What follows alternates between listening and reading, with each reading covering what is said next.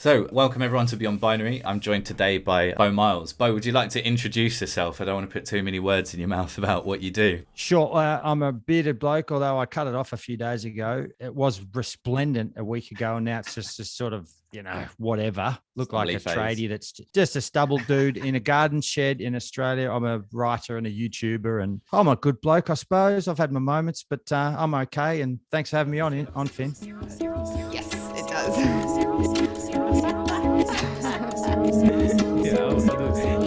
Excuse me, my crayon is a monkey. I find the conversation Taking some interest in learning a bit more about technology, philosophy, and I like to. I'm an educator.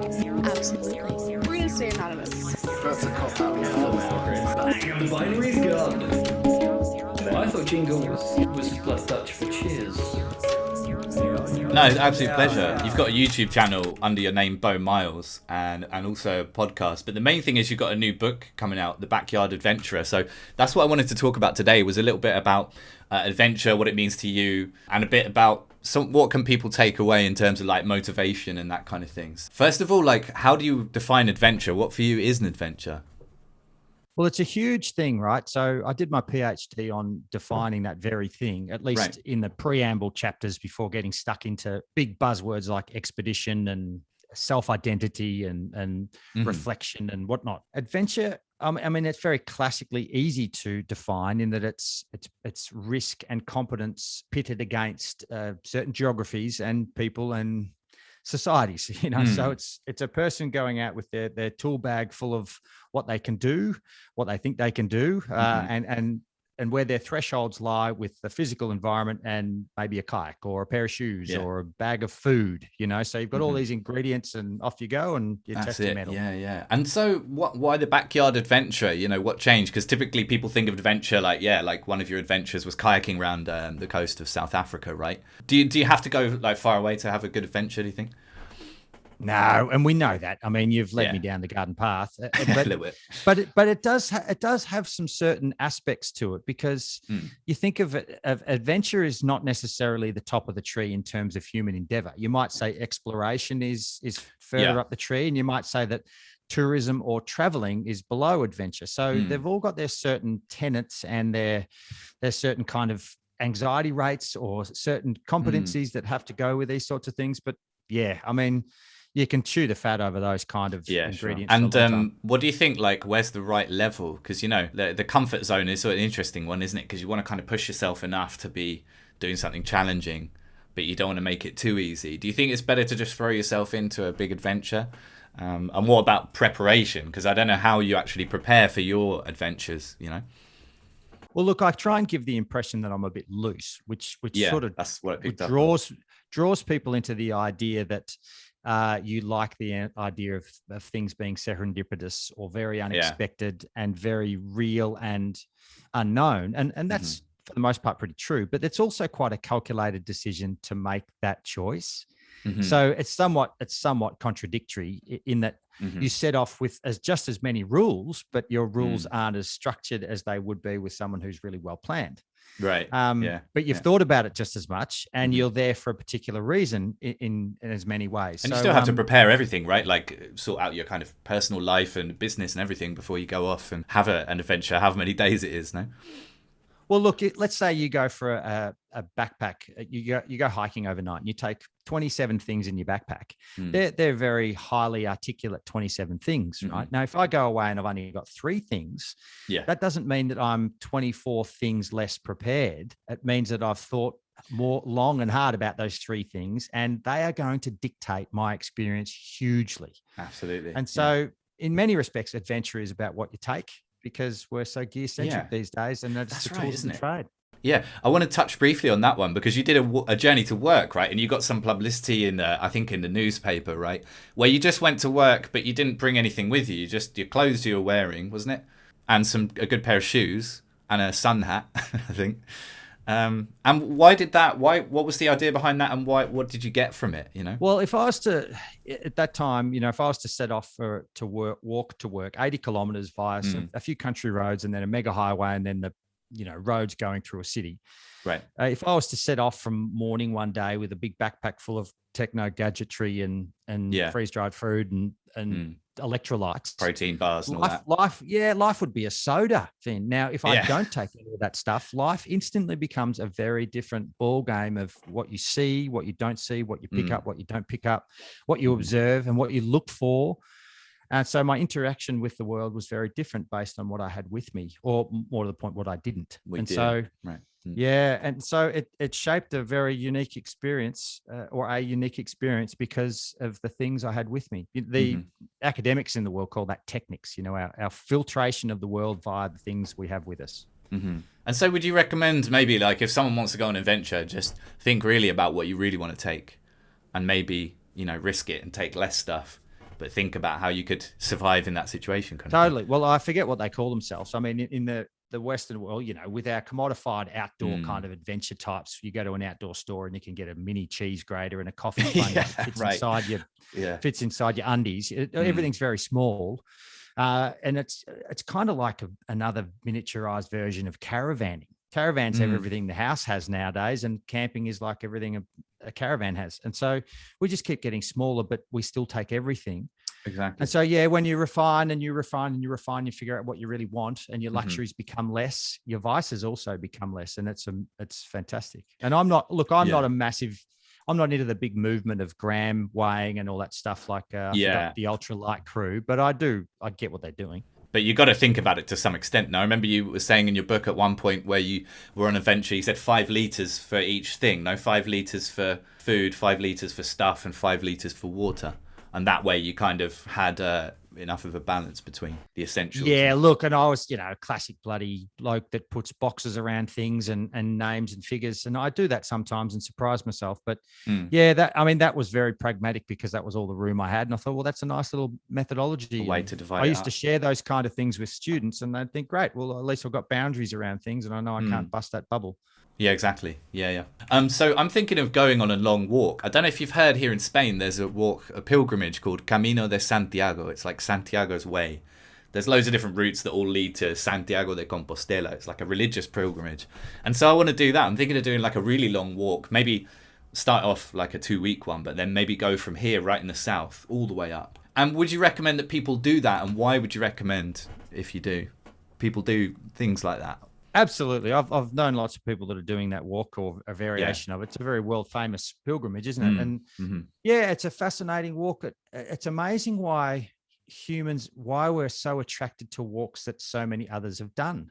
It's kind of like it's becoming part of a club. They're clearly doing it for a reason, but a crowd attracts a crowd when it comes to a famous walk. The Pacific Crest, the Appalachian. There's many walks in Australia like that. The coastal walk around the UK or around the south there. Is it the Southwest Walk?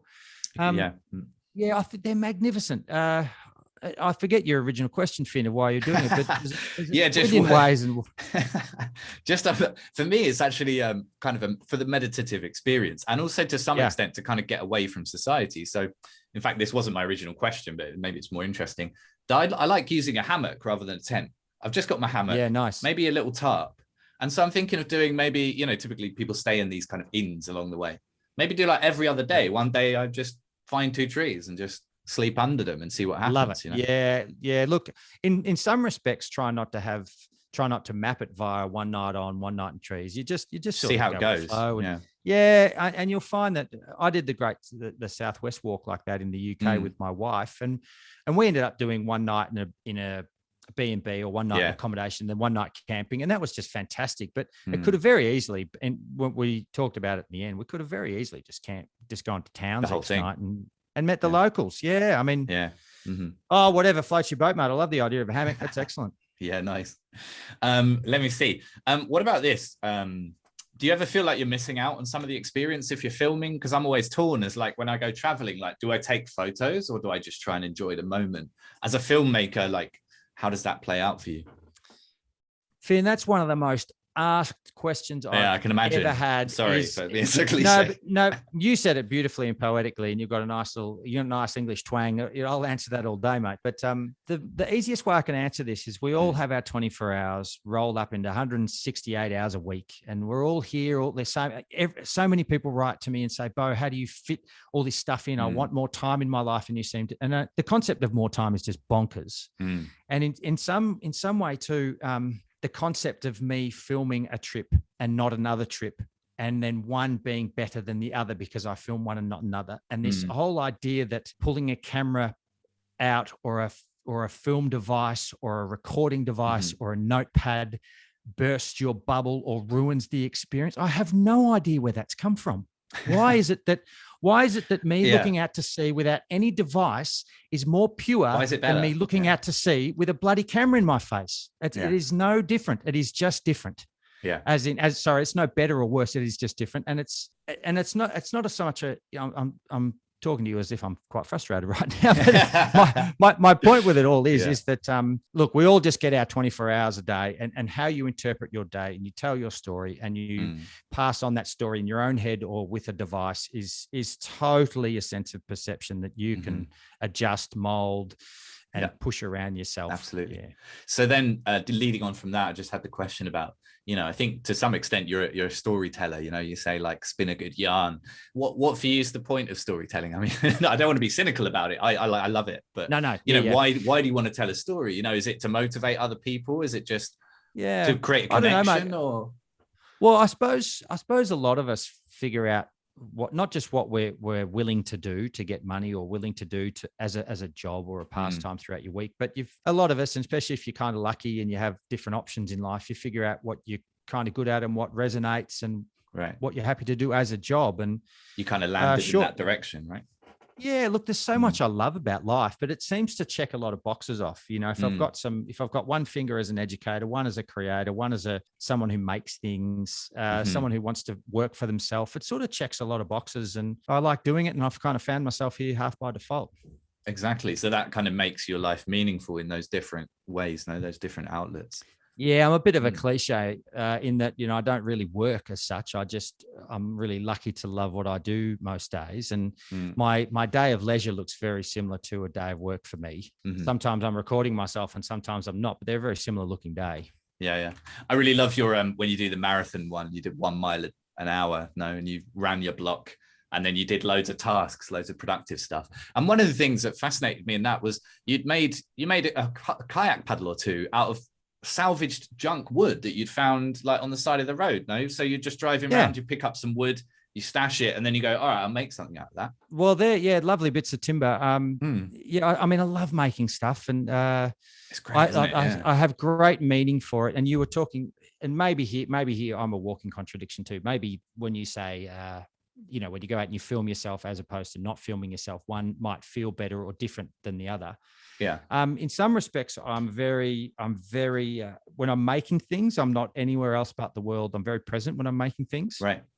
Probably more than most things. And so hierarchically, making things is probably a really great space for me because it's very meditative and thought-provoking and problem-solving and bloody good. Yeah. Yeah. And then sort of building on that, this idea of like taking stuff that's been thrown away, other people's rubbish. The other day I was running. I did a bit of trail running, I really like it. I saw this pair of shorts on the floor, a bit dusty, and I thought, I kind of need a pair of shorts. And then I was thinking, no, I can't just pick that up, can I? And then I was thinking of you, and I was thinking, yeah, you would pick that stuff up, wouldn't you? And another mate I've got who's like, yeah, pick it up, fucking give it a wash. It doesn't matter, go for it. So I picked them up. Absolutely. I took them home, I washed them, I bleached them, in fact, and then I've got a new pair of shorts. Done. Mate, cracking. And you, oddly enough, they'll probably become your favorite pair of running shorts. I do like them. Yeah, they're great. Yeah, they've already got this sort of a story, and they're junkyardy, and you're very enamored by those shorts, and they'll stick around for a long time. So why do you think it's so frowned upon by society? Do you think it's just like because of kind of capitalism and consumerism, or do you think like, I don't know, it's just normal and everyone else is weird, or do you think it is a bit weird? What's there's a taboo around it, right? I don't get it, mate. I don't know. Resource is resource. I like things to last for as long as they can and fix them until they're threadbare, and then give them a send off that's appropriate and whatnot. And I then don't maybe know. I think recycle them into something else, right? You know? I mean, retail therapy is alive and well in our culture. People love the idea of buying things. That it's such a reward mechanism for their jobs that often they don't like. And I get why people buy things, but I don't buy it myself. No. Yeah. I'm actually doing a challenge at the moment. I like challenges, you know. So what I'm doing at the moment is try not to buy anything new that I can really avoid, you know. So good man. like try and get secondhand stuff, or even try and make it myself, you know. I've got some paints, so I wanted to make a paint rack.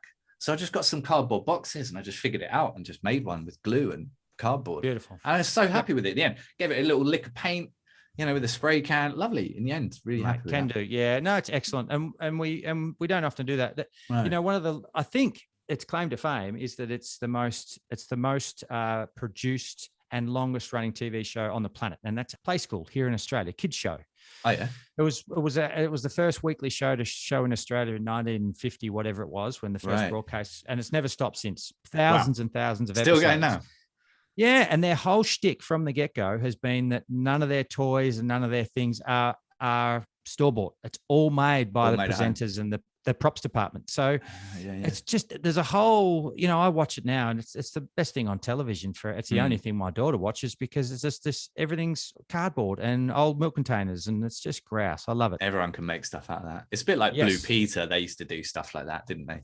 Blue Peter. And there was a really cool I have no idea who Blue Peter is, but I like the it's a bit of an institution in the UK. I don't know whether he's a porn star or he's a news presenter. I don't know. It'd be a good name, wouldn't it? There was another one called Art Attack, where it's the same thing, just a kids show, and they just make stuff out of cardboard and paint and sticky back plastic. You know, amazing. I like it. Yeah, nice. If I could ask you a couple final questions. One term that I read in your book that was really interesting was away sick. Can you explain a little bit about the concept of homesick and away sick? What's the difference between the two? It's a good pickup, Finn. It almost didn't make the final cut. The producer or my book editor thought it was a bit odd, and I loved it. I like the concept. So many people are familiar with homesick, right? But then, what do you feel when you're away and you feel away sick? It's a reverse feeling of homesick. So when you're away and you feel like you just got to get home and you feel like being back in the comfort of your own surrounds and your kitchen and your mum and your favorite cup of tea and your dog or whatever it might be. But what if is it when you're away and you're on some deserted beach somewhere and you've just had the time of your life, but all of a sudden you feel like you don't want to be in that place? So what you are repelling against is the sand that's under your feet, the kind of milk that you may have just drunk, or the lack of tea that you're not drinking or whatever. It's very much born out of where you are, not where you want to be. And so I got that after 5 months in Africa. I got away sick. I was, and I hate to say it because I loved the continent and I loved South Africa, but I was sick of probably myself in that space, not the space itself. Yeah. That's probably it was what a smell, wasn't it? It's a smell that brought it on. Well, that was homesickness that led to away sickness. Yeah, you're dead right. And that was eucalypts. And I've never had that a day in my life. Yeah, wow. I smelled gum trees and it was bang. And it wasn't a day or a week or a month. It was a moment. It was very much a second or two that I thought, wow, this is really powerful. Yeah. Yeah, very. Yeah. Nice. There's one last question I want to ask you before we talk about like what's next, what you're doing in the future, what films you're working on, if you can say a little bit about it. But sure, mate, you talk about gum trees, and you talk about when you did you also paddled to work, right? You went down local rivers and it was all kind of overgrown and a bit abandoned.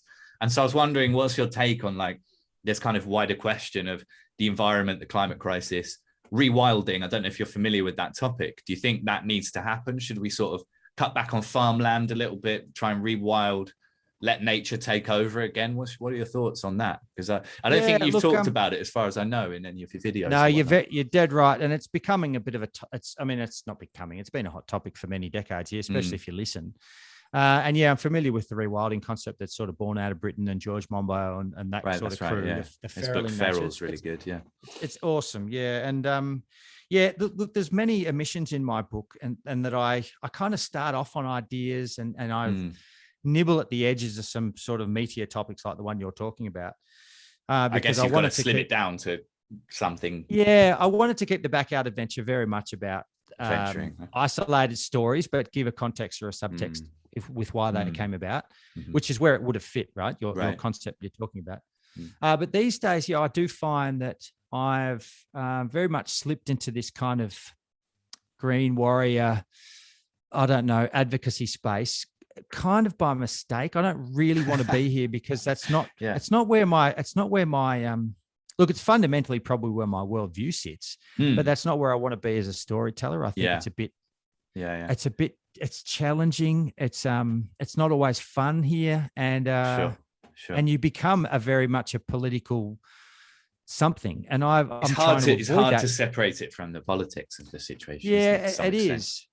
Yeah, but you did the video right about the trees that you planted, like one tree. What was it? It wasn't one tree an hour. What was it? Like every minute or something. Tree a minute for 24 hours. Yeah, it was ace. It was an excellent experience, Finn, and freaking hard too. I thought I'd nail it. And you look smashed at the end of that, man. Oh, dude, I was like, I'm a pretty physical kind of fella, and I've been doing stuff my whole life that's pretty physical, but that drilled me.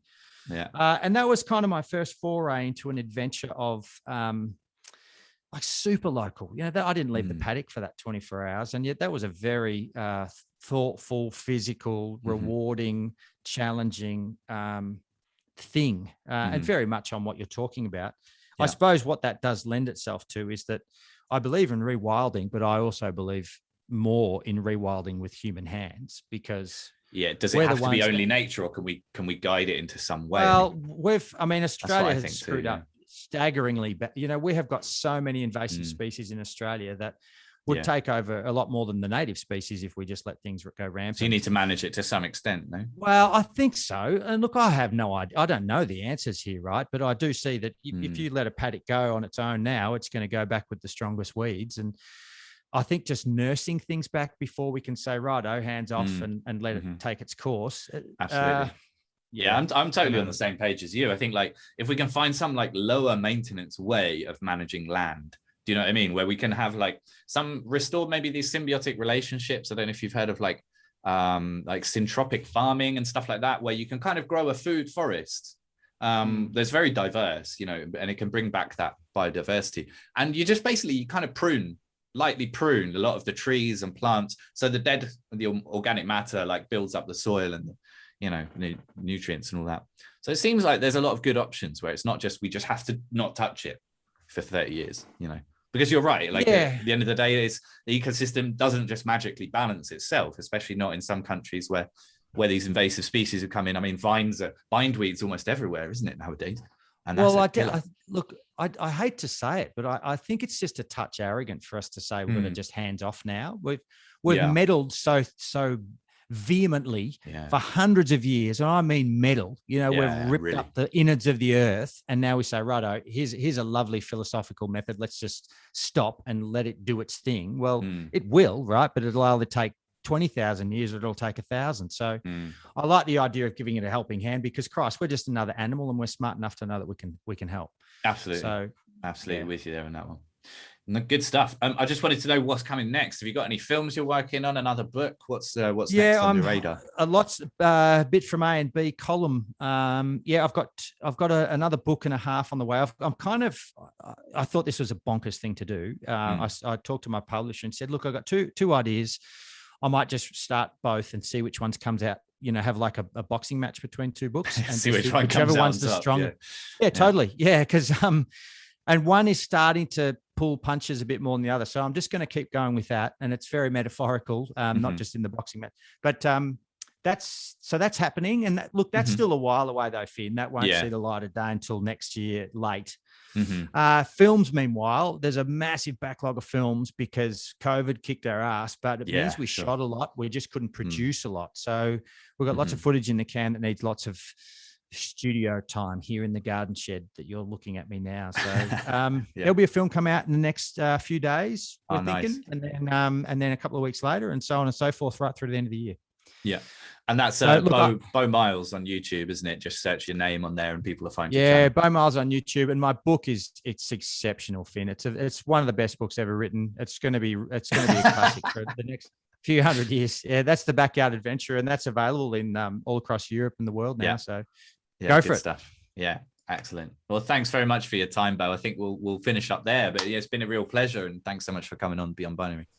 Thanks for the chat, mate. You're a good, friendly soul. I like the elephants behind you, and I'll chat to you in the next installment down the track. Nice one. Thanks very much.